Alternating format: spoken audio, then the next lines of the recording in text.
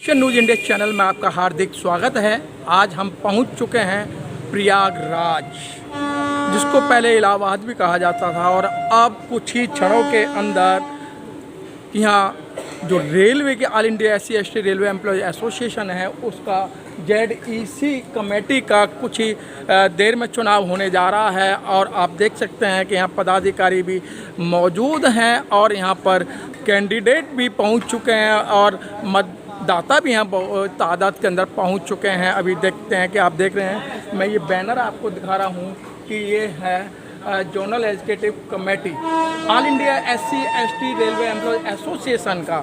देखिए अभी कुछ ही क्षणों के अंदर और कुछ ही देरी के अंदर चुनाव होने जा रहा है। अब हम चलते हैं मतदान केंद्र की तरफ, और जो मतदान केंद्र है उसकी व्यवस्था देखते हैं क्या है। प्रशासन ने अपनी तरफ से यहाँ जो पुलिस वाले हैं वो भी भेज चुके हैं और अपनी ड्यूटी निभा रहे हैं। अब कुछ ही क्षणों के अंदर आप देखते हैं कि हम चलते हैं मतदान केंद्र की तरफ।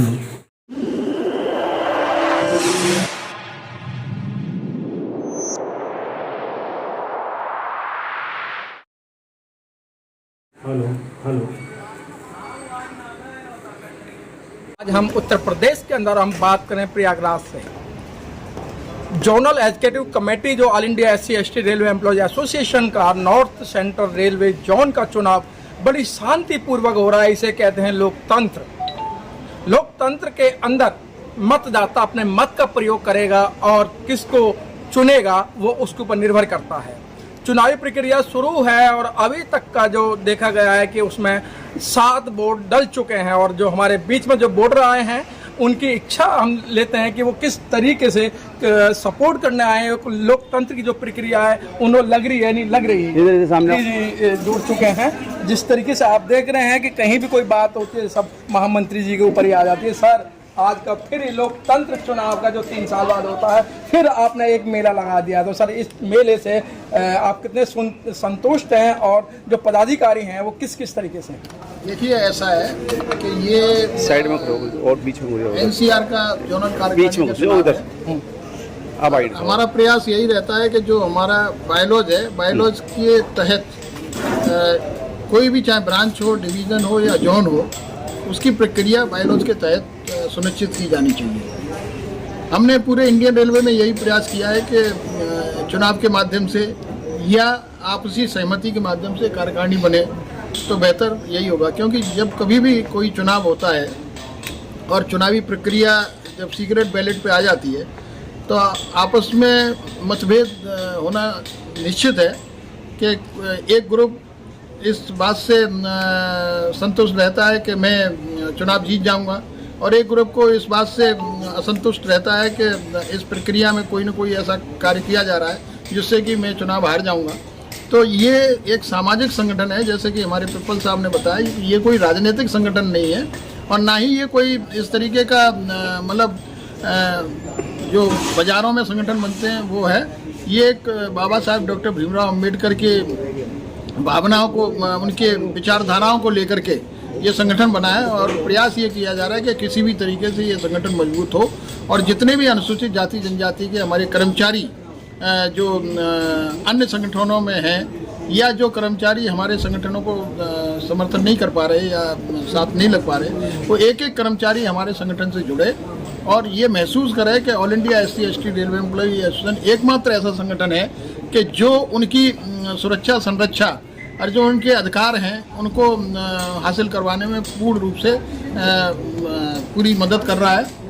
और जहाँ तक हमारे आरक्षण की बात है, ट्रांसफ़र पोस्टिंग की बात है, उत्पीड़न की बात है, तो हमारे जितने भी पदाधिकारी किसी भी स्तर पर हैं वो उसका संघर्ष करते हैं और उसकी लड़ाई लड़के उसको मतलब न्याय दिलवाने में बिल्कुल सक्षम रहते हैं। तो मैं ज़्यादा न कहते हुए जितने भी लोग आए हुए हैं मैं उनको धन्यवाद करता हूं कि आपने इस प्रक्रिया में भाग लिया और मुझे आज आने का मौका मिला।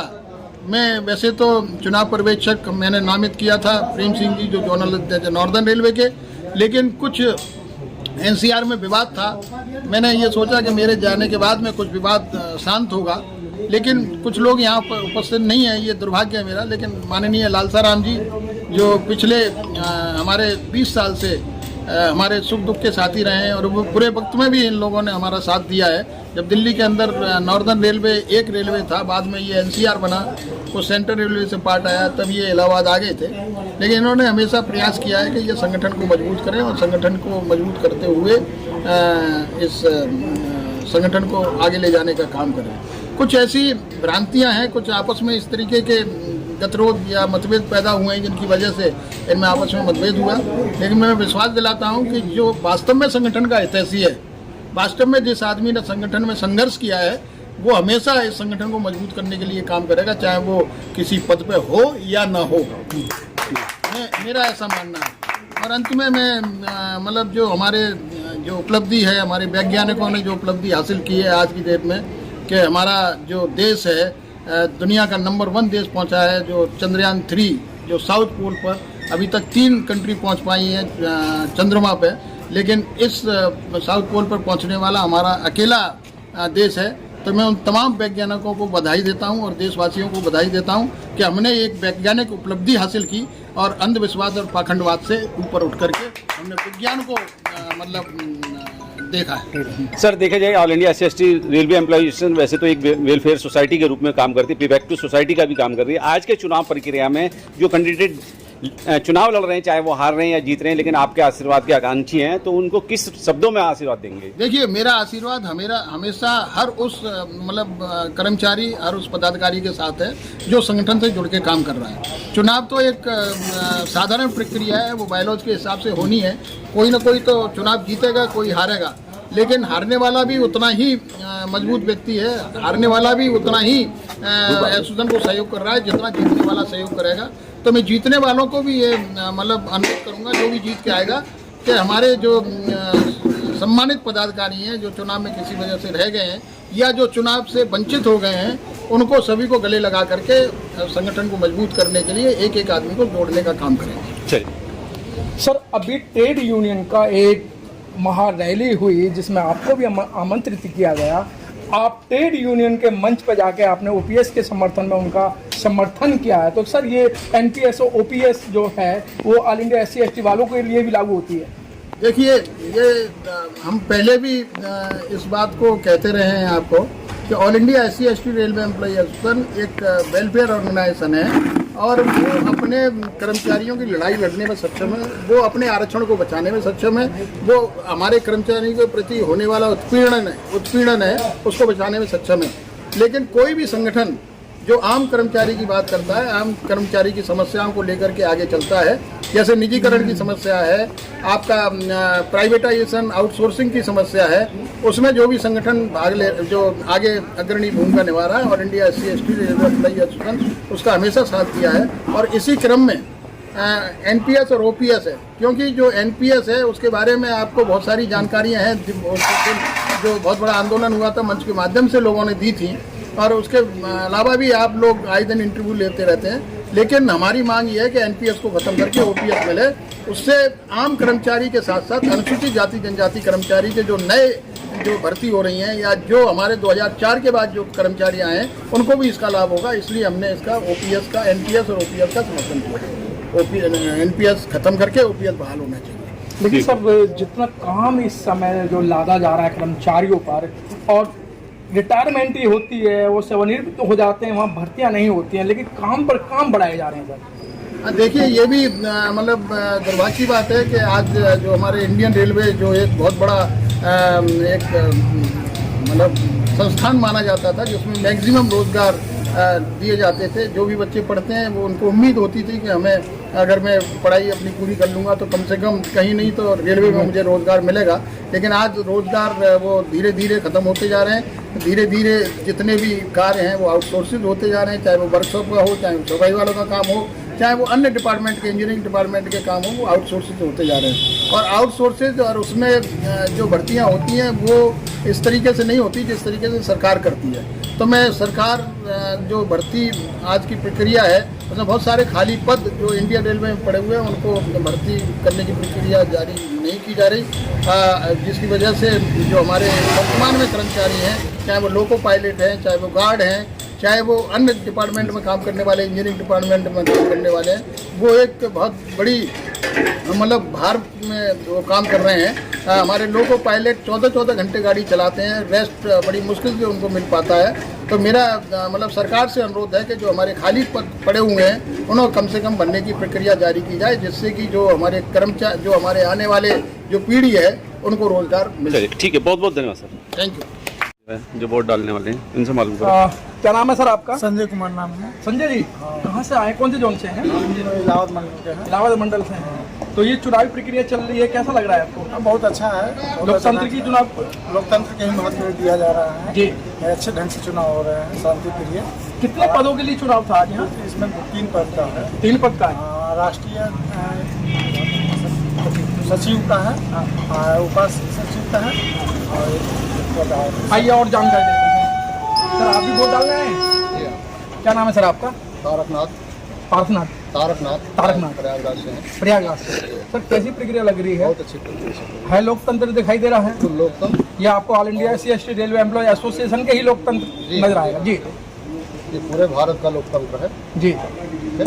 जैसे संवैधानिक तरीके से आम चुनाव होते जी। हैं और उसी तरीके से जो है ये हमारा ऑल इंडिया SC/ST एसोसिएशन का लोकतंत्र के अधीन के तहत नियमतः पूर्ण रूप से जो है संचालित हो रहा है चुनाव हमारा।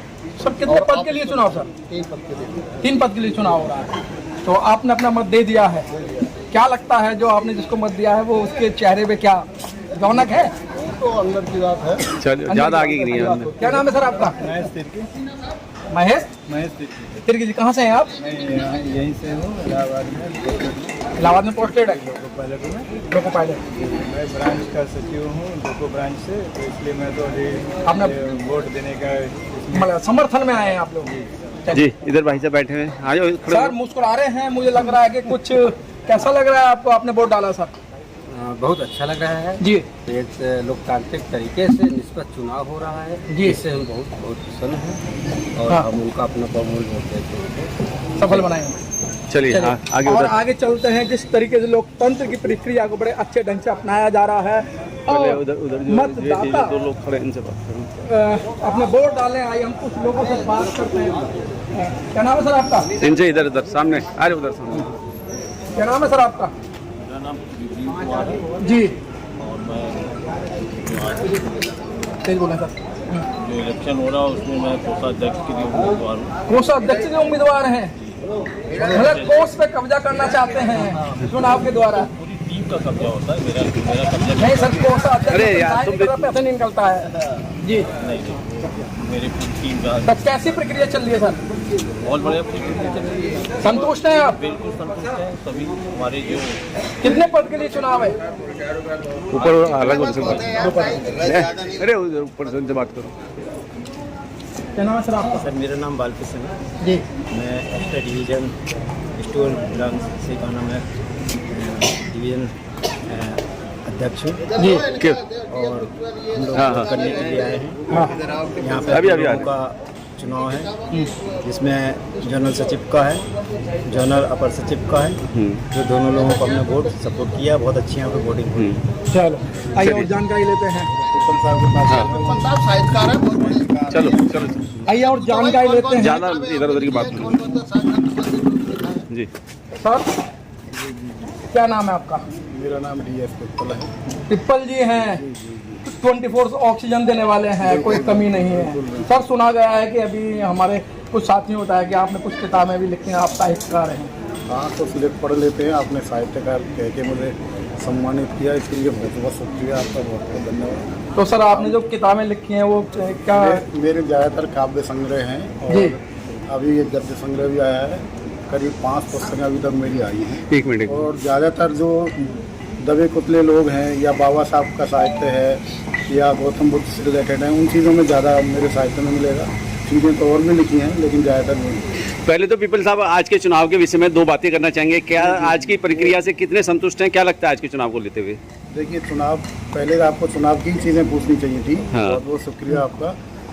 चूँकि ये कोई राजनीतिक संगठन तो है नहीं, हाँ, हाँ। ना कोई श्रमिक संगठन है, ये एक सामाजिक संगठन है हमारा, जो समाज के हितों के लिए काम करता है। और इसमें कहीं कोई डिस्प्यूट नहीं है किसी भी तरह का। हाँ, हाँ।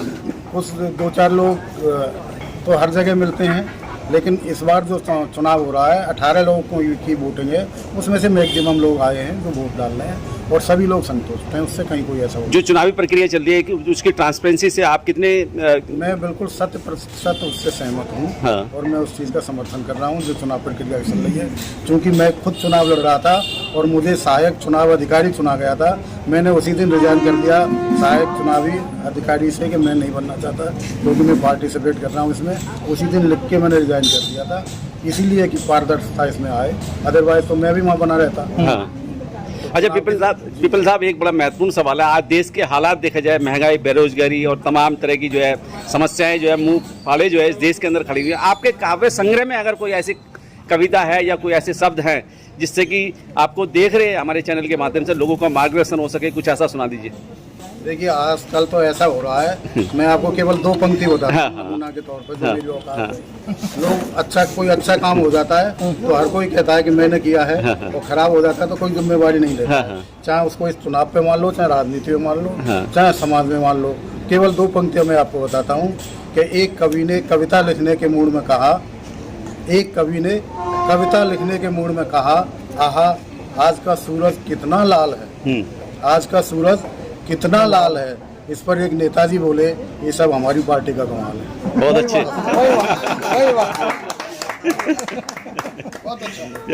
चलिए आइए और लोगों से मुलाकात करते हैं। इधर आओ उनसे। हाँ जी, पहले उनसे बात कर लो। सर क्या नाम है सर आपका? बुद्ध सिंह जी। सर आज की जो चुनावी प्रक्रिया है, आप वोट डालने आए हैं? ज़्यादा मत पूछना, तबीयत ठीक नहीं। जी वोट डालने आए हैं। सर कैसा लग रहा है कि आप लोकतंत्र दिखाई दे रहा है आपको यहाँ पर? जो भी तबीयत प्रक्रिया चुनाव निष्पक्ष है, किसी प्रकार का भेदभाव नहीं है और इस प्रक्रिया से हम पूर्णतः संतुष्ट हैं। सही है। आइए और जानकारी। सर क्या नाम है आपका? मेरा नाम जी। मैं अपने मंडल का मंडल जी जोन का जोनल करता। सर जो ये प्रक्रिया चल रही है, चुनावी प्रक्रिया, कैसा लग रहा है आपको? ये अपनाई जा रही है जी, ये बहुत ही अच्छी है और इसमें जो पारदर्शिता दिखाई जा रही है वो हमारे बायलॉज के अनुसार ही पारदर्शिता। इधर के अनुसार। जी इधर आइए जी। ये पूर्व जोनल सेक्रेटरी लाल साहब राम जी का चेहरा खिलता हुआ और हंसते हुए कुछ मतलब आज अच्छा होने वाला है। हाँ बिल्कुल अच्छा हो रहा है। राष्ट्रीय महासचिव जी यहाँ मौजूद हैं। संरक्षण में सब कुछ हो रहा है तो सब कुछ अच्छा ही अच्छा है।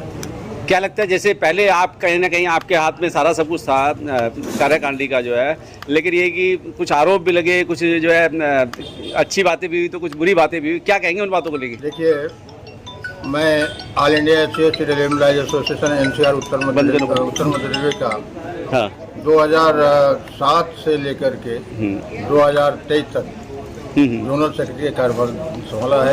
राष्ट्रीय महासचिव के मदद हस्त में, संरक्षण में। और एकदम ईमानदारी से और ऑनेस्टी के साथ बताना चाहता हूँ कि मैंने इस संगठन को अपना जीवन दिया है। हमें घोटाला से कोई लेना देना नहीं है। अगर कोई हमारे ऊपर इल्ज़ाम लाया गया है तो निराधार है। नहीं, सूत्रों से मिली जानकारी के अनुसार आप पे आरोप लगे कि आपने जो है पूरी मेंबरशिप का जो है उसका भी हिसाब नहीं दिया गया। पुराने रिकॉर्ड आपके पास आज भी जब्त हैं जो नई कार्यकारिणी को आपने नहीं दिए गए। कोई जब्त नहीं है, कुछ भी जब्त नहीं है, सब कुछ अवेलेबल है। खोजा नहीं गया होगा और सब कुछ अवेलेबल है। चलिए आज की चुनावी प्रक्रिया के बारे में बता दीजिए, क्या उससे संतुष्ट हैं? ये लोकतांत्रिक प्रक्रिया है और लोकतांत्रिक प्रक्रिया का जो है बड़ा विधिवत अमल किया जा रहा है। बहुत संतुष्ट हैं, हम पूरी तरह संतुष्ट हैं। और मेरे ख्याल से यहाँ सभी लोग जो वोटर जो हैं, जो हमारे कैंडिडेट हैं, सारे तौर पर। लाल साहब राम जी, विश्वसनीय सूत्रों से ज्ञात हुआ है कि आपको महामंत्री जी किसी भी तरीके से छोड़ना नहीं चाहते हैं। हमारे पिता तुल्य हैं। हमने राजनीति ही इनसे सीखा है। लगा लिए हमने राजनीति ही इनसे सीखा है। उन्हें आज से नहीं, राष्ट्रीय महासचिव श्री अशोक कुमार जी से मेरा संबंध 1986 से जी। 1986 से आज तक बहुत लंबा समय है। और जब हम लोग ट्रैफिक अकाउंट अभी दिल्ली किशनगंज में कार्यरत थे तो महामंत्री साहब का सामने घर होता था। लंच में हम लोग निकल सारी तो प्रक्रिया आप क्या करके गुरु मंत्र लिया करते थे। और आपके नेतृत्व में हम लोग ने काम किया है और आज भी आपके साथ।